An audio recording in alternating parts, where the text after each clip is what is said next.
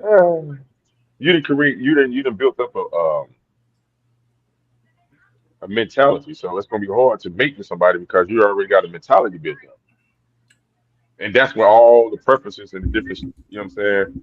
Right. What's going to come in because now you feel like, hey, I'm this high in society, so that means my preferences and what's the name was are too high for the next for lack of better words. Yes, sir. Yes, sir. We But are like live. Kim We are said, live. Yeah, keep it going. running. We are live. Yes, sir. You only rock out. Urban Matters BMG. We got Brother Shike dropping hot fire. What's that? What was that statement again, bro? Shike? Could you reiterate that one more time? Yeah, man, I was watching a TikTok live, man, and the thing was black women failing society. And one of the talking points was they brought up, the low marriage, the high abortion rate, them being single, but I completely pinpointed down to like it ain't got nothing to specifically do with so-called black women per se. It's women in general, and this one first. First.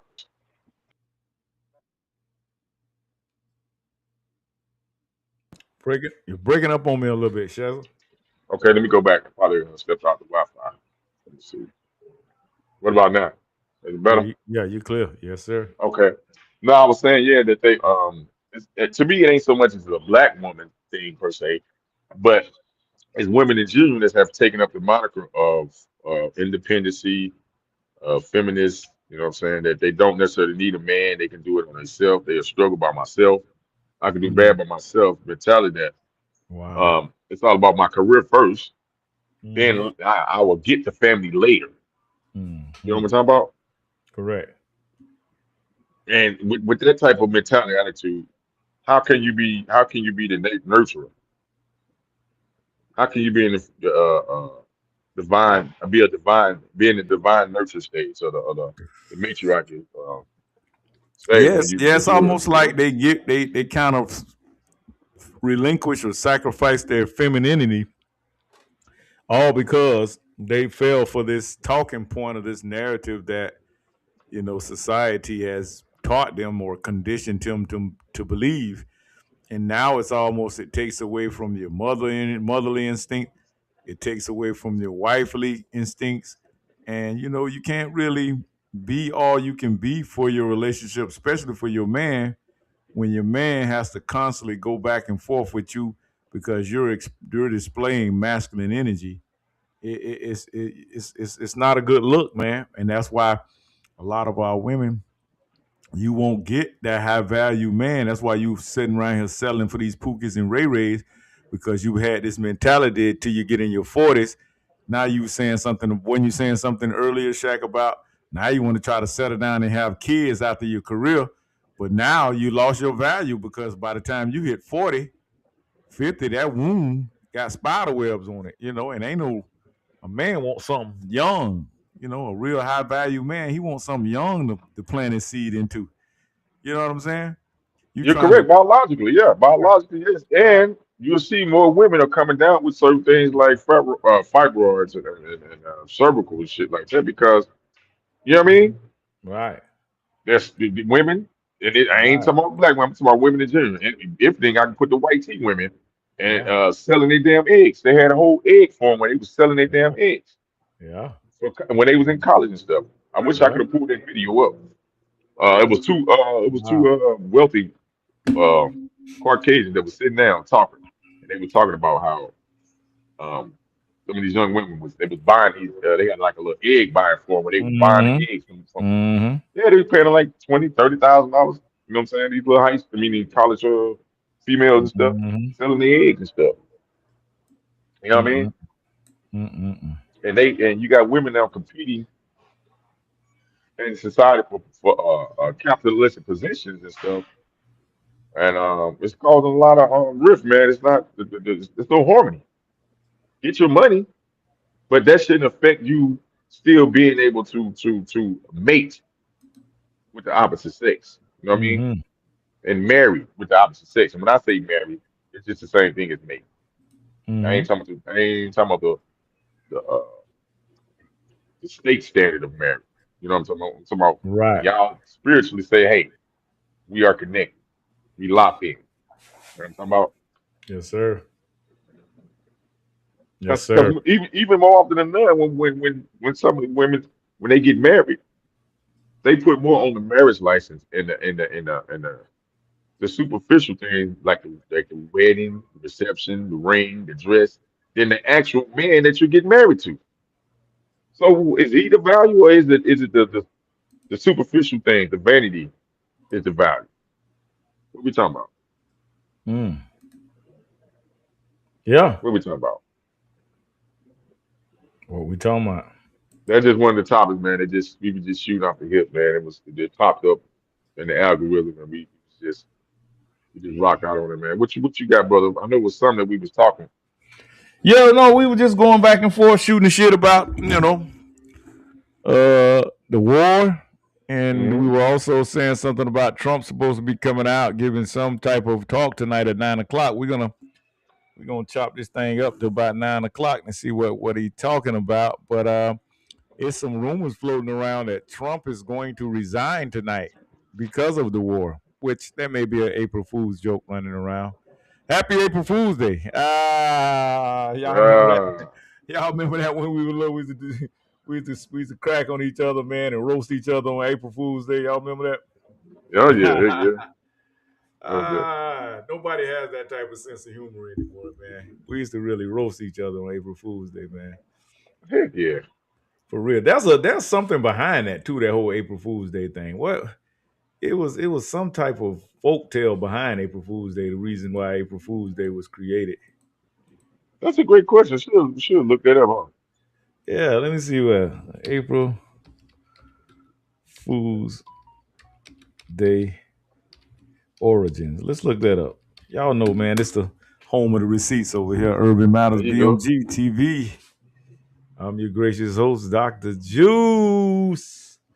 Pull it Let's see, up we're gonna now. look it up. We'll look it up real quick. I'm gonna share my screen with the family because y'all know we like them receipts over here, boy. Yeah. But yeah, they We like them. okay, there we go. You live. I see you now. See you live on Facebook. Let me Let's see. Let me see. tap in the comment section. Let's see. See what you got going. Salute, salute. Let's see what we got here, y'all. Shout out to the people. See if the people want to chime in. Origins. Here we go. April Fool. Let's see. Oh, what? Come Where's on. it at? There we go.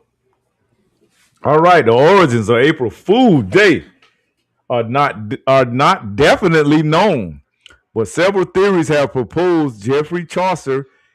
A reference in Chaucer's The Canterbury Tales suggested connections to April Fool's Day, though it's debated whether it refers to April 1st or another date. So let's scroll down a little bit here, man, because I know somebody got something on this thing, man. Let's see. How did April Fool's Day begin? Let's see. Can y'all see that screen right there? Let's see. Let's share this tab instead. Can you see that? How did April Fool's Day begin? Can you see that shot? Uh-oh, that's one of them old pages that try to give us clickbait. Oh, we don't want that. Yeah, I'm here. I got you. We don't want that one then. Tap in with you. Tap in with That was you. Come clickbait on. there. Let's see. That was clickbait. Clickbait. Let's see what we got. Well, we know it was a day of pranks, roasting people. Mhm. Let's read this USA Today. Oh, they trying to do me too. Yeah, everybody wants you to clickbait, man. Oh, yeah, they clickbait you. They gonna clickbait you, brother. Yeah, that's clickbait too, man. Let's see. They gonna bait you in. Let's see this one here. Okay, this might be a good one right here. Let's check it out. Let's check it out, y'all. April Fool's Day is our conversation today. We're trying to figure out How did April Fool's Day begin? Okay, here it is. Every year, April 1st, millions of people around the world delight in harmless pranks and practical jokes. The origins of April Fool's Day, however, remains a puzzle that has intrigued historians for centuries. Evidence suggests that the holiday could be over 600 years old, but scholars disagree on how it began. From medieval England to royal calendar reforms in France and ancient spring festivals, the roots of the day reveal a complex and surprising history behind the pranks that have become a modern tradition. Three compelling theories. Historians have identified three main theories to explain how April Fool's Day emerged. According to National Geographic's examination of the holidays conducted, the first theory points to England. There go that guy Geoffrey Chaucer again. May have recorded one of the earliest references in the Nun's Priest Tale. The tale describes a rooster and a fox attempting to deceive each other and refers to pranks occurring 32 days after the beginning of March, which could coincide with April 1st. Some scholars suggest that scribal errors could affect this interpretation, leaving the English origins open to debate. The second theory comes from France, which most celebrated Poisson of d'Avril, a April fish, or April fish is what it means. This tradition involves attaching a paper fish to a person's back without them noticing, a shouting April fish when the trick is revealed. Wow. So yeah, it's an old European mayonnaise holiday. So that we can say that. Right, old folk tale, folklore movie be at, you know what I'm talking about how they do it. Yeah, the mayonnaise militia created it. They always playing jokes on each other, bro. Exactly. You know they got to pull everything out the hat to try to have a sense of humor. Exactly. Exactly. Shit. Exactly, man. Dang, I Trying to wish we pull it had. up I on. wish we had Stice in here. Get chop up some game with Stice. I sent it out, so I don't know if people catch on. Let me see. I'm trying to see if it's not pulling up on YouTube. Is it you live? Really? Yeah, I Which see one it you on on? Facebook. I'm on Urban Matters Matter YouTube. Oh yeah, go to probably need to go to Urban Matters DMG or Urban go to Matters Urban BMG. or go to Urban Matters Matter live chat. Let me see. Yeah, the different one. That one, on that one. Okay. Let me see. But yeah, so you've been getting yeah, you've been getting on the timeline about something about Trump will be coming on and speaking tonight, huh? Is this State of Union? What Yeah, is this? I don't know. I think it's about supposed to be something about the war. Maybe I don't know. Mm, Let's see. Look it up. okay.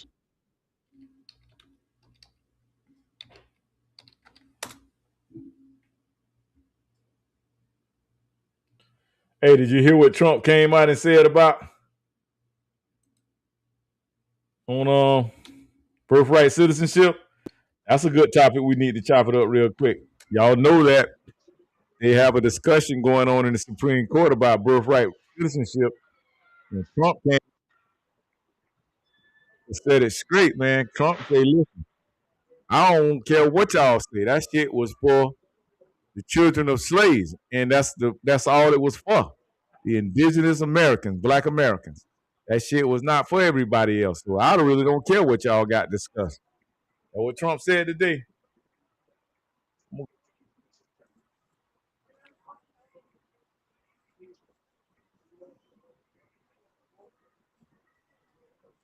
That nigga that crazy. Let's see. Uh, that guy that crazy, man.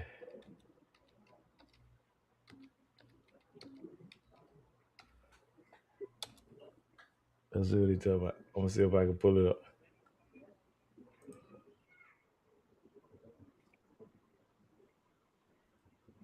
Hold on. Oh yeah, we got to pull this up here, boy. Try this hot fire for y'all. Mm-hmm.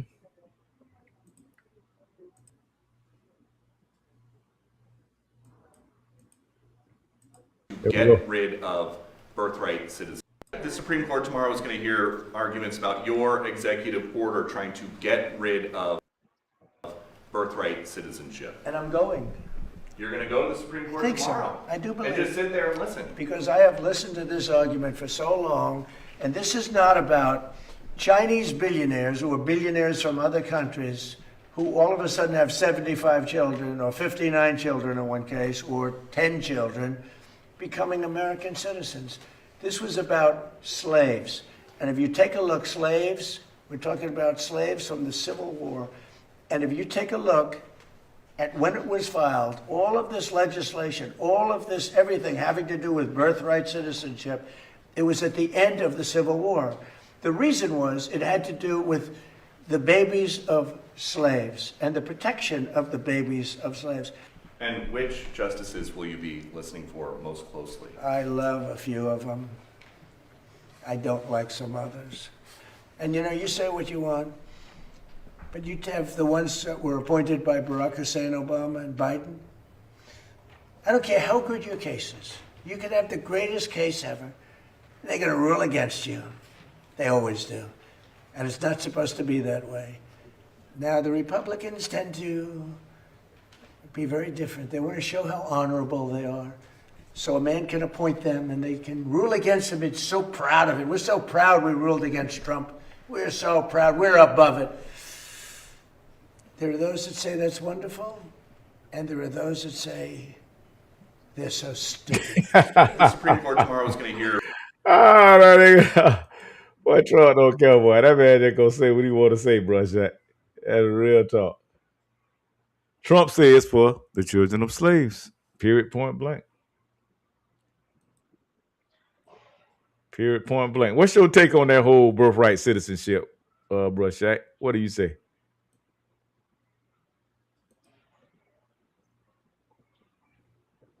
What do you say about it, bro, Shaq? Still with us, bro, Shaq? Can't hear you. I think your earphones went off again.